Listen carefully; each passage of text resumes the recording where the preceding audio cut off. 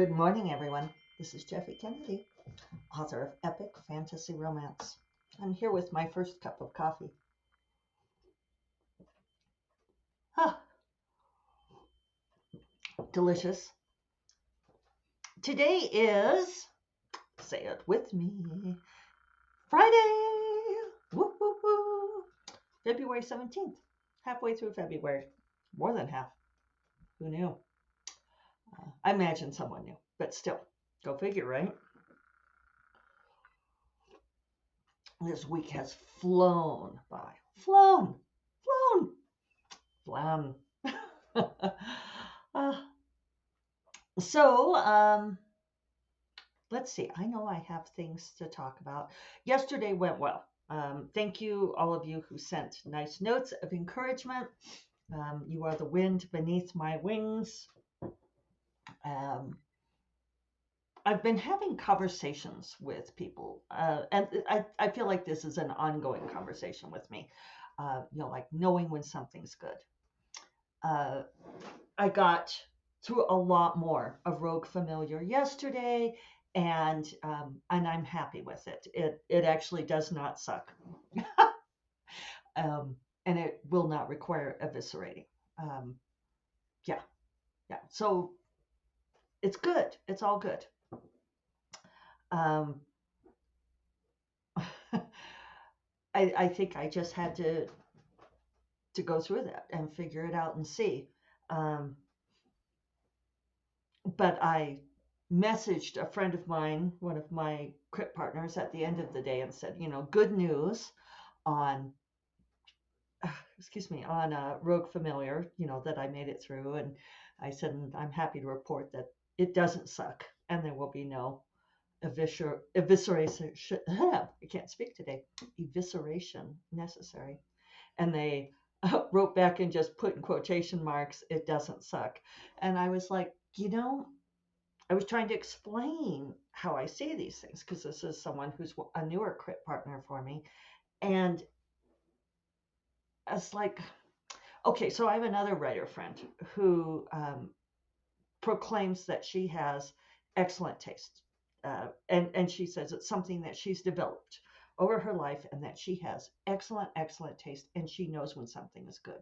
And she says, and she's a later bloomer as a writer too. And she says that she feels like that having developed this taste has enabled her to know that her own work is good too. And, or when it is. And she has this confidence in it that I simply do not. Um, and I know that she and I have gone back and forth at times when she's asked me, like when I've finished writing something, and she'll ask me, well, is it good? Are you happy with it? And I'm like, I don't know. I don't know if it's good or not. Um, and I was kind of continuing this conversation with my friend over text, this new crit partner, trying to explain, that for me, like deciding that it doesn't suck is actually pretty good. Um, and even though I I feel like at times, like I know, and you all tell me, and I appreciate it, like that my books are good, my writing is good, but I never have this feeling like my excellent taste friend has of, oh, this has reached its pinnacle. This is amazing. It's really good. Um, I'll be happy with it, sure. But this idea of artistic epitome, and I know I revisit this a lot. I feel like it's a false construct. Um, what makes something last? What makes something, um, why are Jane Austen's books celebrated all these years later? Um, I saw an artist recently uh, who takes these photographs, a photographer who takes these photographs that look like snapshots. And the I am not articulate this morning. It looks like a snapshot that you would take of, like any of us, like a Polaroid. And apparently, this photographer uses film. It's not digital, and does not crop, doesn't do anything like that. And she says that she gets like maybe 8 good photos a year. And it's interesting because you look at them and they look like a family snapshot, but then there's something that's so compelling about them. Poems. I've been subscribing to the poem a day thing, which is kind of cool. And it's interesting because some of the poems really grab me from the first line, and I get that little shiver. But theoretically, every single poem that's been selected for this, like poem a day by, curated by important people with refined taste, right? That they've all reached some measure of quality. So then after that, it's like, how does it hit you, right? Um, Another friend of mine, when we were talking about this, was saying that, like the honing, the polishing, taking the time on something, that it's kind of like, like in a science fiction book or movie where somebody can spend forever getting the science exactly right, and some people will appreciate that. But then they'll there's other things where they get the science wrong, and it upsets a very small number of people who will complain about it, but everybody else really enjoys the thing, right? And they don't care whether the science is off by, a million decimal points or something like that.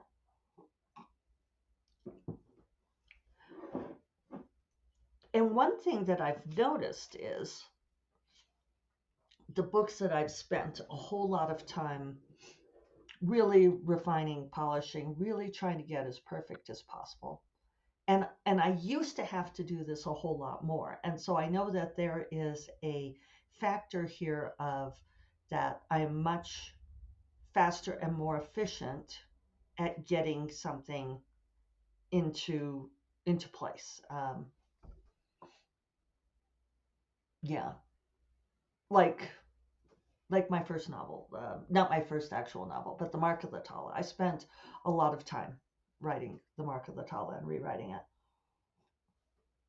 I spent a lot of time rewriting Rogue's Pawn, uh, and still didn't get that probably to the point where I should have. Maybe I got it to an adequate point, but I don't think I ever quite accomplished with that book what I wanted to. But now it takes me much less time to get those things to that point.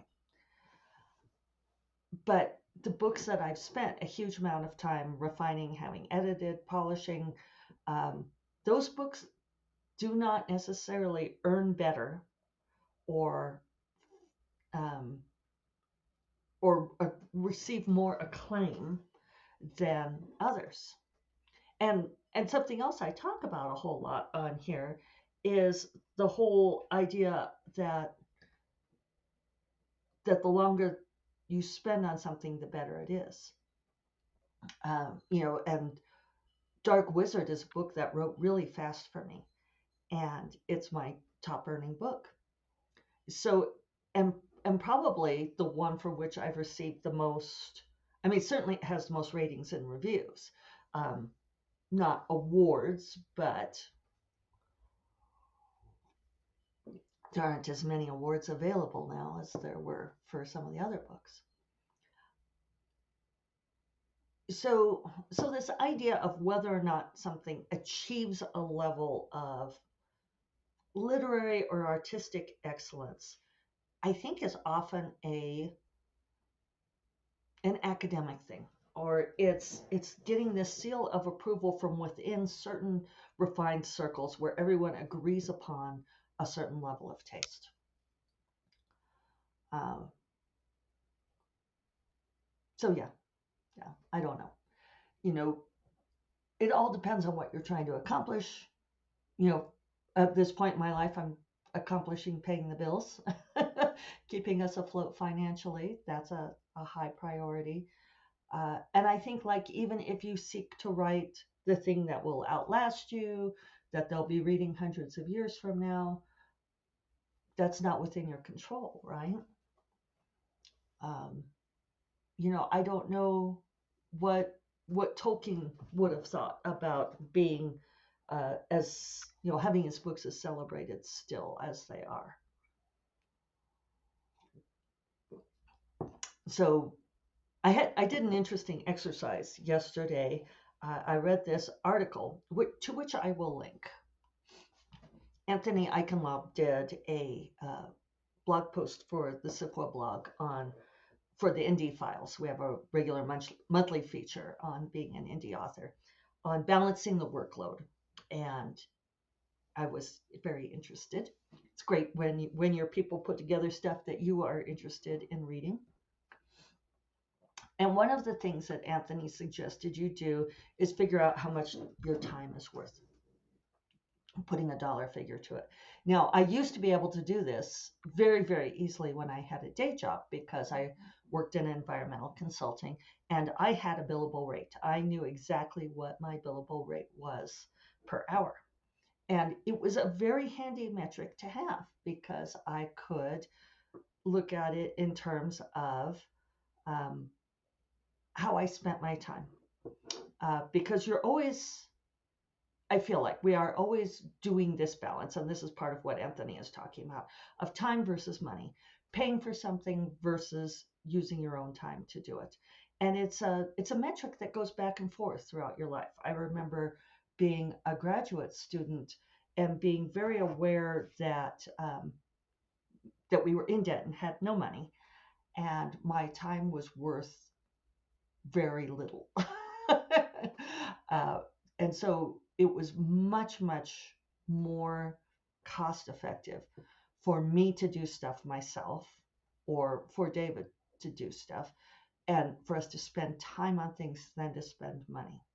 So we could spend an entire weekend cutting firewood for our wood stove that heated through the winter. And we did. We went and cut our own Christmas tree. He hunted and we cut up our own meat. And at that time, and of course this is 30 years ago too, but my grocery budget was $50 a week, which is kind of unthinkable to me now. But we supplemented a whole lot with the meat that David hunted, right? And we lived in a small Wyoming town, so I mean our expenses were low. Cost of living was slow. But over time, when you start making money, you realize that spending your time on the thing that brings in money and paying other people to do stuff is more effective. So looking at this metric, I was really interested because I hadn't thought about it in a while. And Anthony uh, walked us through this formula where you look at how long it takes you to write a book, and revise it, and edit and polish, proof it. And if you're an indie author, it's much more easy to figure this out. All the time that you put into it, and you could go so far as marketing and stuff, although that's fungible for me because um, I rarely spend time doing promo for just one book. So I only looked at the time it actually takes me to write and edit. And I did Dark Wizard because I do keep track of my time on stuff.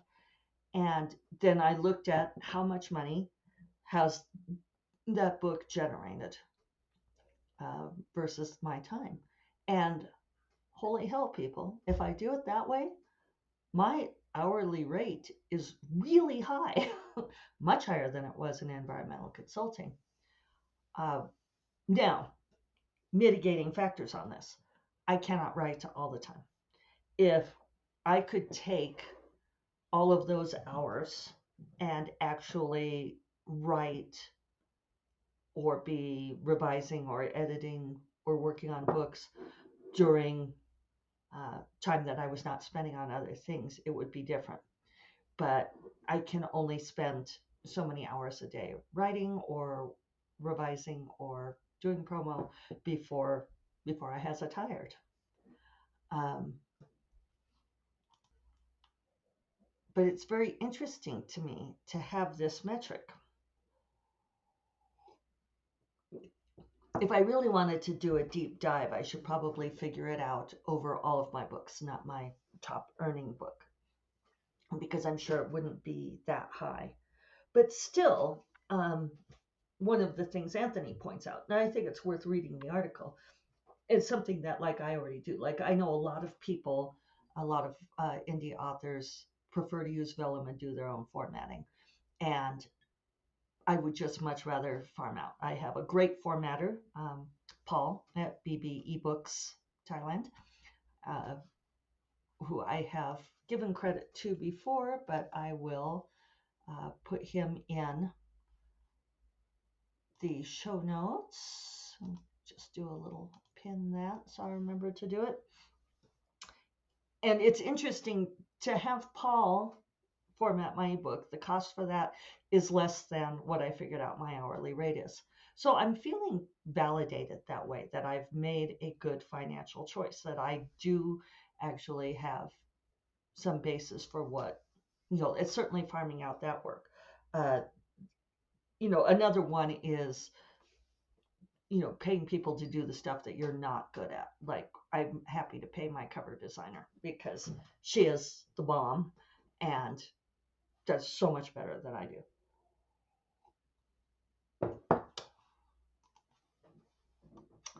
So yeah, it's interesting to figure out to balance out that workload, to know what your hourly income is, but also for me to, and I've been doing this for the last few years, kind of looking at what am I spending my time and my money on as far as what brings back the greatest return for me. And I think that probably the people who are the arbiters of excellence are probably the ones who would be very upset if the science in the science fiction novel is not 100% perfect. But in the end, things that light people up are not necessarily the things that are meeting this threshold, this bar that's been established by certain groups. So thus you have, as with Twilight, you have someone like Stephen King coming back and saying, well, Stephanie Meyer's just not a good writer. It's like, well, exactly what metric are you using here? Because Stephanie Meyer has probably, let's just look. Okay, Stephen King's worth way more than Stephanie Meyer, 10 times. He also has had a much longer career. But anyway, you all know that this is something I bring up regularly, that it really angers me that Stephen King felt like he had to slam the quality of Stephanie Meyer's prose. Because I felt like he lives in a glass house, that Stephen King has entertained many people. I've read some of his books. Some of them I like better than others. But I don't know. Where do we do this? I mean, maybe it's just this human thing where we're like, all who's better than who and who's doing better work than whom and all of this. So anyway, this has been kind of a rambling discussion, one-sided discussion. But it's something that I clearly think about a whole lot. And what it does come down to for me is going back over Rogue Familiar and realizing that there's everything in there that needs to be in there already, and that it doesn't suck. And so now I can go forward. So there we are. And a good place to be. So I hope you all have a wonderful weekend. I hope that that everything is meeting your standards, whatever they may be. And I will talk to you all on Monday. You all take care. Bye-bye.